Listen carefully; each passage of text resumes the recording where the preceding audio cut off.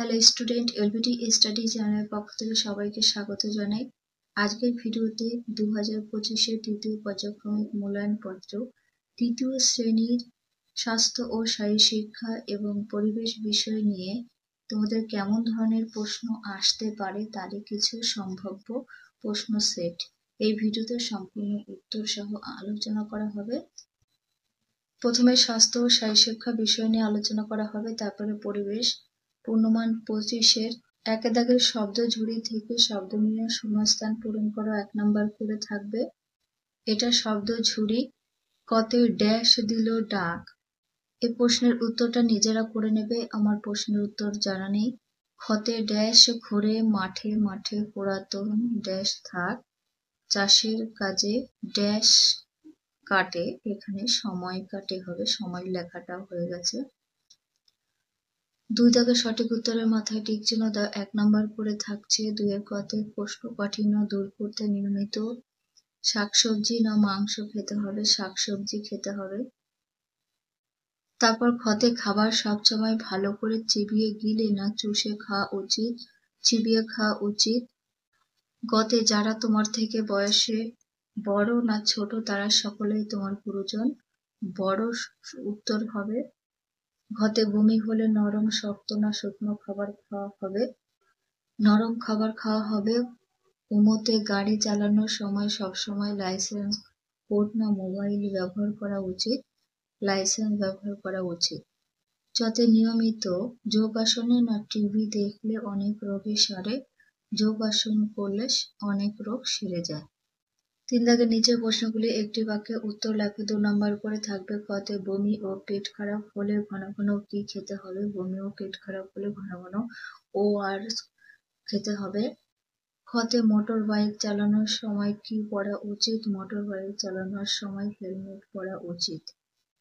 গতে সরকারি উদ্যোগে মেয়েদের জন্য কি প্রকল্প চালু করা হয়েছে, সরকারি উদ্যোগে মেয়েদের জন্য কন্যাশ্রী প্রকল্প চালু করা হয়েছে। ঘতে একটি সুঅভ্যাস লেখো, রাতে ঘুমানোর আগে মশারি খাটিয়ে নিতে হবে। 2 যেখানে সেখানে থুতু ফেলা যাবে না, খাওয়ার আগে ও পরে হাত ধুয়ে নিতে হবে।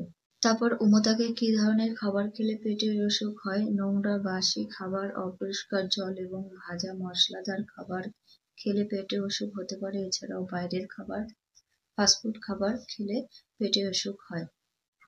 4 দাগে বাক্যটিতে সত্য না মিথ্যা পাশের ক্ষোভে লেখো, 1 নাম্বার করে থাকছে। কতে ফলমূল সবসময় ভালো করে ধুয়ে খেতে হবে, এই কথাটা সত্য হবে। কতে পানীয় জল প্রতি বছর পরীক্ষা করা উচিত নয়, এই কথাটা মিথ্যা, কারণ প্রত্যেক বছর পরীক্ষা করা উচিত। গতে সবসময় সত্য কথা বলা উচিত, এটাও সত্য হবে। ঘতে ব্যায়াম করলে শরীরে অসুস্থ থাকে, ব্যায়াম করলে শরীর সুস্থ থাকে, সেক্ষেত্রে এটা ভুল হবে। উমতে সবুজ আলো থামার সংকেত দেয়, এটা মিথ্যা, সবুজ আলো চলার সংকেত দেয়। এর পরবর্তী পরিবেশ কোশ্চেন পেপারটা দেখে নেব। এই প্রশ্নের 1 দাগে রয়েছে নিচের প্রশ্নগুলির উত্তর দাও, 2 নম্বর করে থাকছে। কতে দিগন্ত রেখা কাকে বলে, পৃথিবী এবং আকাশের মিলনকে বলে দিগন্ত রেখা। আমি আরেকটা উত্তর বলে দিচ্ছি, দুটোর একটা লিখতে পারো। দিগন্ত রেখা হলো একটি কাল্পনিক রেখা যেখানে আকাশ এবং ভূপৃষ্ঠ বা জলরাশি একে অপরের সাথে মিলিত থাকে, তাকে দিগন্ত রেখা বলা হয়, এটাও উত্তর লিখতে পারো। খতে ছায়াপথ কাকে বলে, মাঝ আকাশে উত্তর দক্ষিণ একটা আলোর নদীর মতো দেখা যায়, একে ছায়াপথ বলে। গতে পক্ষ কটি ও কি কি, পক্ষ 2 প্রকারের হয়, শুক্লপক্ষ এবং কৃষ্ণপক্ষ। ঘ দাগে বৃক্ষরোপণ উৎসব কাকে বলে, বৃক্ষরোপণ উৎসব হলো গাছ লাগানো একটি উৎসব যেখানে মানুষ গাছ লাগায় এবং গাছ লাগানোর গুরুত্ব সম্পর্কে জনসচেতনতা বৃদ্ধি করে। উমতে রাস্তা পার হতে কি কি সতর্কতা অবলম্বন করবে, সিগন্যাল দেখে বা জেব্রা ক্রসিং বরাবর রাস্তা পার হতে হবে। রাস্তায় চলার সময় মোবাইল ফোনে কথা বলা এড়িয়ে চলতে হবে। চতে জল বায়ু মাটি কি ধরনের সম্পদ, জল বায়ু মাটি হলো প্রাকৃতিক সম্পদ। তারপর শুক্লপক্ষ কাকে বলে, অমাবস্যার পর থেকে পূর্ণিমা পর্যন্ত 15 দিন, এই সময়কে শুক্লপক্ষ বলা হয়। নেক্সট দেখবো দাগে জলের অপচয় বন্ধ করার দুটি উপায় লেখো। নল খোলা রেখে জল নষ্ট করা উচিত নয়। আরেকটা, বৃষ্টির জল সংগ্রহ করা উচিত, এতে জল পাওয়া সহজ হয়।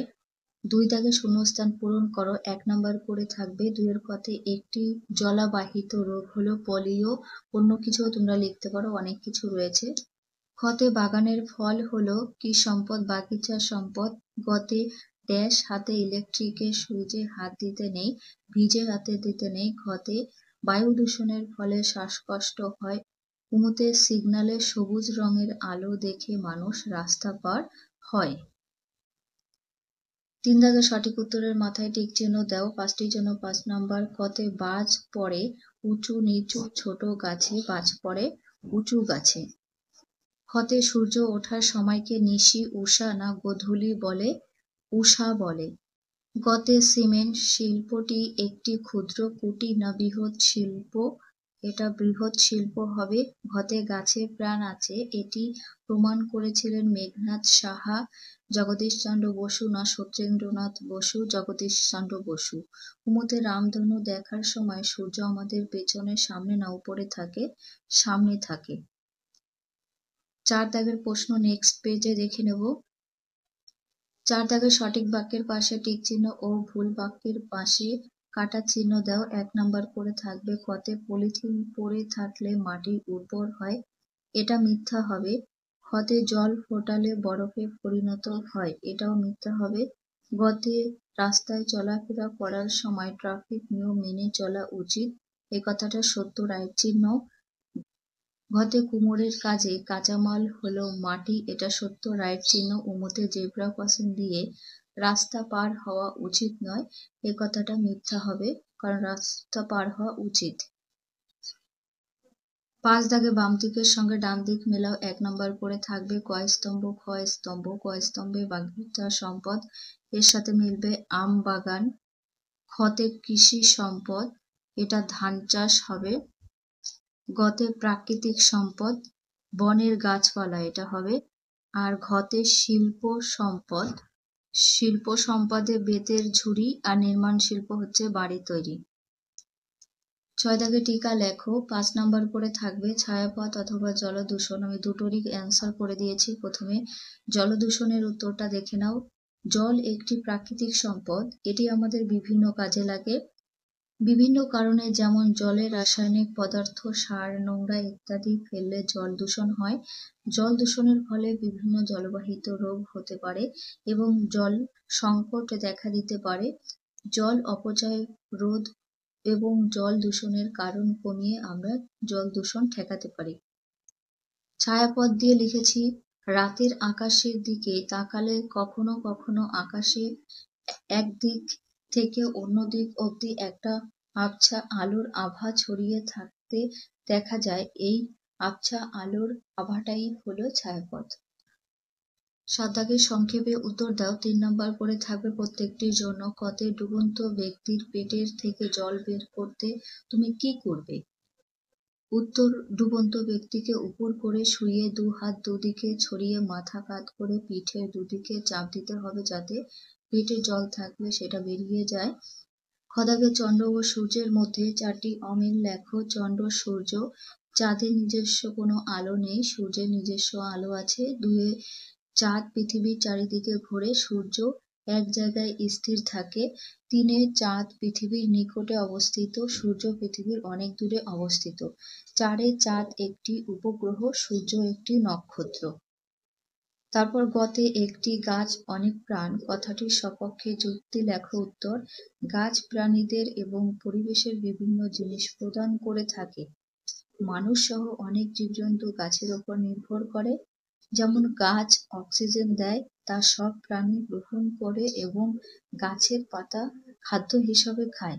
পাখি, কাঠবিড়ালি গাছে বাসা বেঁধে থাকে।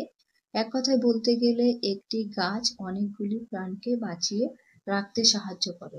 এই ছিল 2য় শ্রেণীর পরিবেশ বিষয়ের সাজেশন কোশ্চেন। তোমরা এগুলো বাড়ি থেকে প্র্যাকটিস করো। আশা করি এরই মধ্যে থেকে কিছু কমন পেয়ে যাবে।